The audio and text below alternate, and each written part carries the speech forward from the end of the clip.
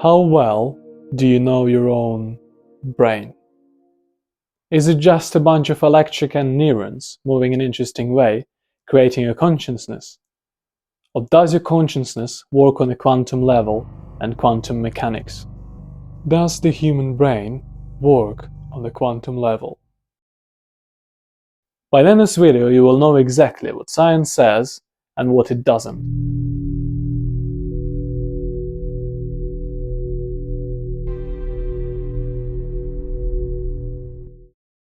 I understand that this video might be a bit complicated to comprehend for your brain. So let's start with understanding of what your brain is first. Neurons power the brain, firing electrical signals and using chemical messengers to pass information across microscopic synapses. So neurons communicate through electrical impulses and chemical signals.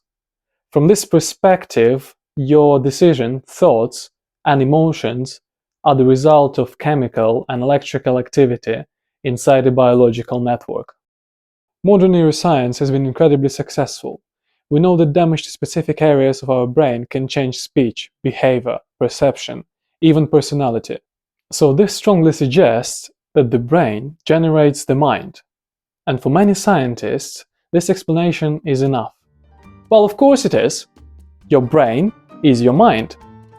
Thank you. Thanks so much. Thanks. Well, not everything is that simple. So the classical view is simple. Your brain works through neurons, electricity, and chemistry. Consciousness is when the system becomes complex enough.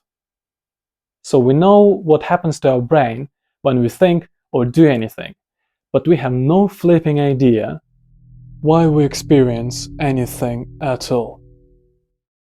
Your brain could, in theory, process the information exactly the same way without there being a you inside it. No feelings, no thoughts, no awareness. Here is the uncomfortable part.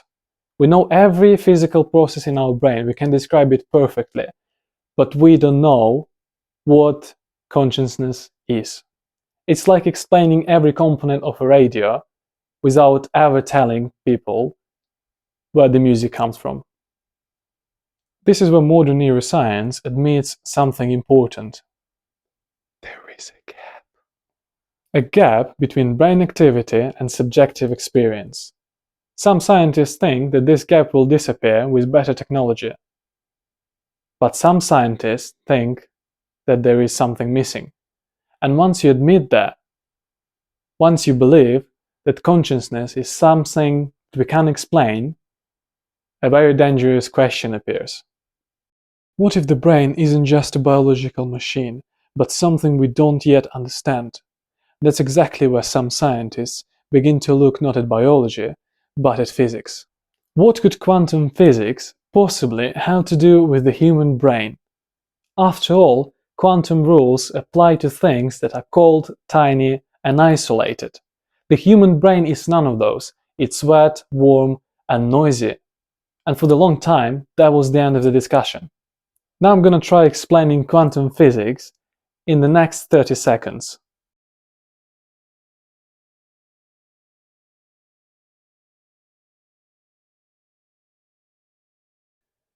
Quantum mechanics has a habit of refusing to stay in its lane.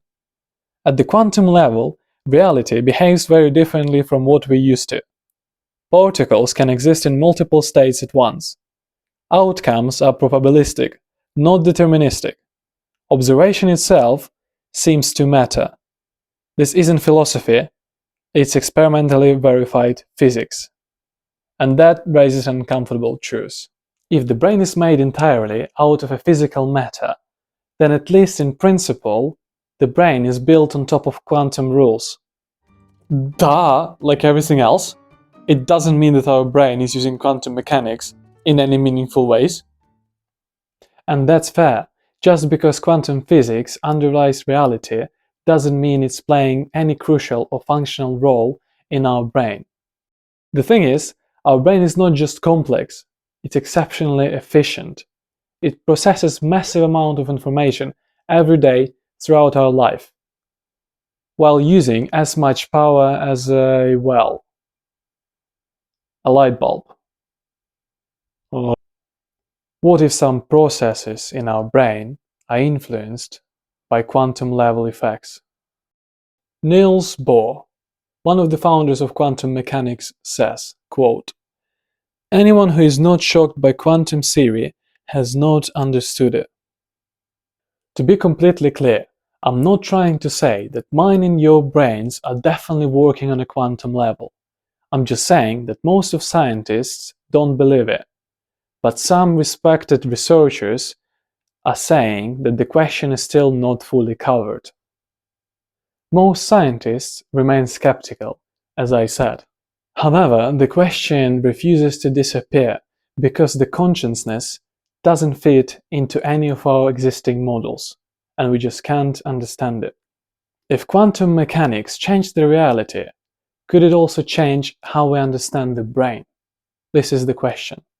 You probably have heard many times when people compare our brain to a computer.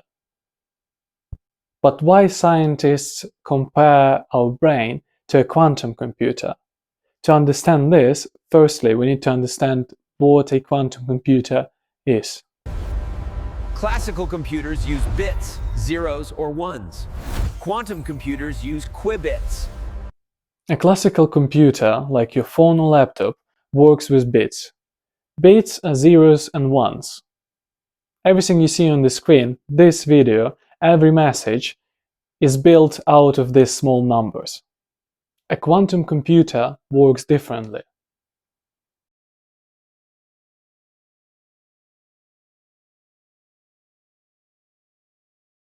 Instead of bits, it uses qubits.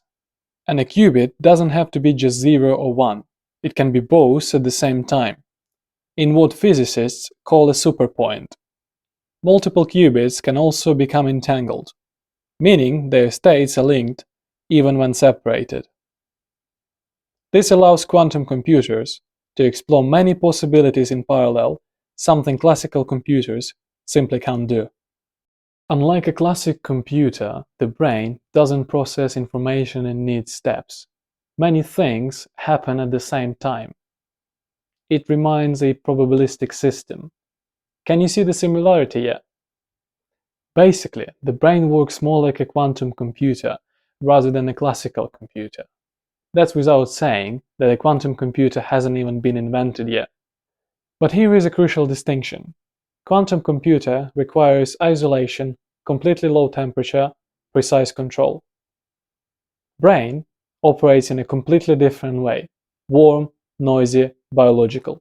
Still, the comparison isn't completely useless. It highlights something very important. Our brain is nothing like any machine that humankind has ever built. So the question shifts.